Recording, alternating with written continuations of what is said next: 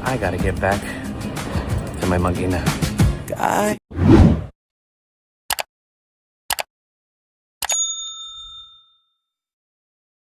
Masayang ibinahagi ng singer na si Chris Lawrence na ngayong araw ay tuluyan na siyang pauwi ng Pilipinas.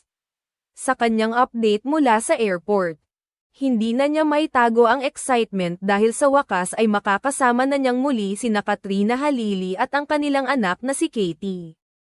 Lalong kinilig ang maraming netizens sa kanyang simpleng ngunit makabuluhang pahayag na, "I'm gonna get back to my mag-ina." Ayon sa mga tagahanga, napakasarap pakinggan ng kanyang sinabi dahil ramdam na ramdam ang pananabik niyang makauwi at makapiling ang kanyang mag-ina matapos ang ilang buwan magkahiwalay. Dahil sa kanyang update, marami ang nagsabing excited na silang makita ang muling pagsasama ni na Chris, Katrina, at Katie. Umaapaw ang good vibes sa comment section, kung saan maraming netizens ang nagpaabot ng ligtas na biyahe at nagsabing hindi na sila makapaghintay na makita ang masasayang sandali ng kanilang pamilya sa muling pagkikita.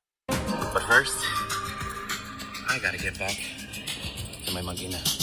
See you guys soon.